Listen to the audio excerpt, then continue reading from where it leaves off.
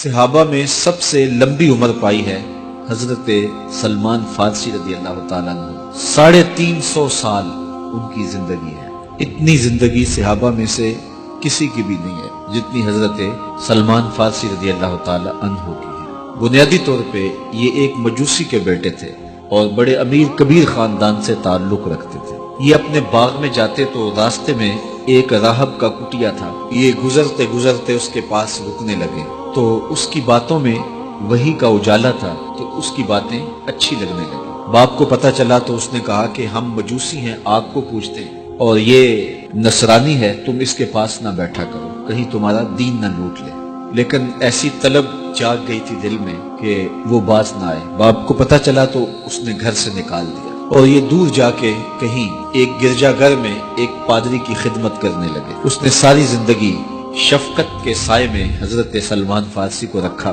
ناز و نعم سے پالا ہوا بیٹا گھر چھوڑ کے حق کی تلاش میں نکل کے اس کے گرجا گھر میں پہنچا تھا۔ جب اس کا آخری وقت آیا تو اس نے بلایا اور بلا کے کہا کہ میں زندگی کی سانسیں پوری کر چکا ہوں، اب میرے انتقال کے لمحے قریب آ گئے۔ تو نے بڑی میری خدمت کی ہے تو میرے بعد تو غموریا چلے جانا، وہاں کا جو راہب ہے فلاں اس کا نام ہے، تو اس کی جا کے خدمت کرنا، تجھے حق مل جائے گا۔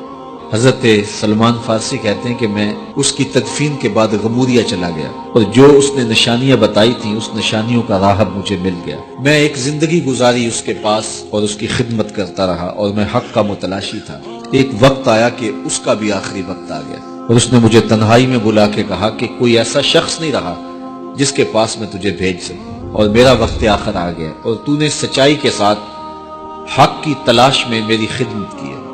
میں تجھے پتے کی بات بتاتا ہوں، پلے باندھ لے، میرے انتقال کے بعد تو یثرب چلے جانا، نبی آخر الزمان کے ظہور کا وقت قریب آ گیا ہے اور وہ ہجرت کر کے وہاں تشریف لائے۔ کہتے ہیں میں نے اس کو کہا کہ کوئی اور شخص بھی تو دعوی نبوت کر سکتا ہے، میں اتنی خاک چھانی ہے، ماں باپ کا دیس چھوڑا ہے، گلی گلی کی خاک چھانی ہے، تو کہیں میں دھوکہ نہ کھا جاؤں، مجھے نشانیاں بتاؤ۔ تو اس نے 3 نشانیاں بتائی۔ کہا ایک تو صدقہ قبول نہیں کرے گا، دوسرا ہدیہ رد نہیں کرے گا، تیسرا 2 کندھوں کے درمیان مہر نبوت ہوگی۔ 2 دن کے بعد اس کا انتقال ہو گیا۔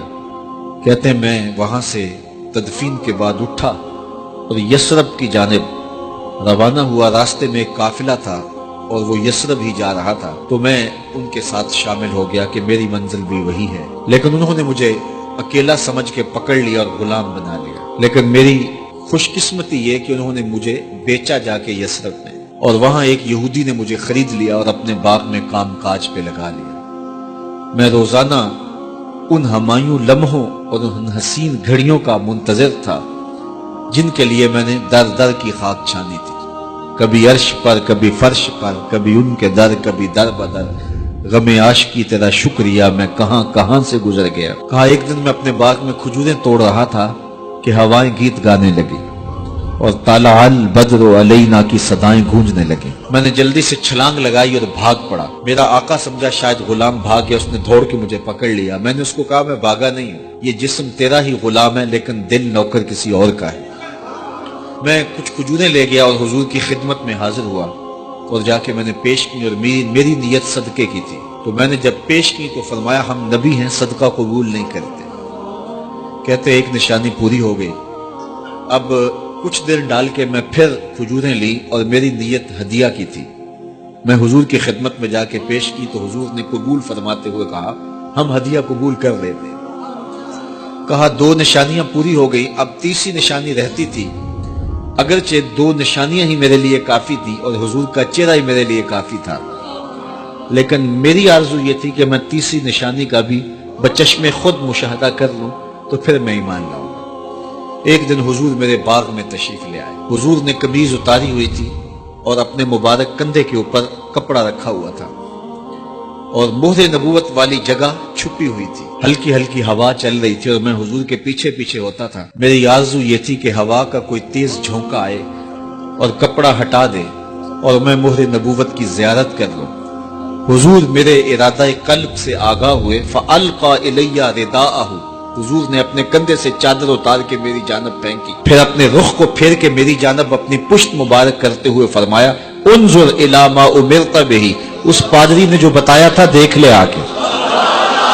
تو کہتے ہیں میں نے دیکھا تو حضور کے دو کندھوں کے درمیان مہر نبوت تھی، تو میں دوڑ کے لپٹ گیا اور حضور کی مہر نبوت کو چوم لیا اور میں حضور کا غلام بن گیا۔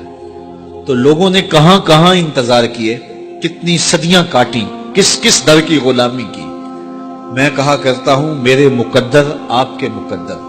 آنکھ کھلی، ہمارے والد مسجد سے مولوی صاحب کو بلا لائے اور انہوں نے کان میں آ کے کہا مبارک ہو، تو حضور کا غلام بن کے آیا۔ شاہوں سے ملا ہے نہ تونگر سے ملا ہے، اللہ کا عرفان اسی در سے ملا ہے۔ اوروں کو ملا ہے تو مقدر سے ملا ہے، مجھ کو تو مقدر بھی تیرے در سے ملا ہے۔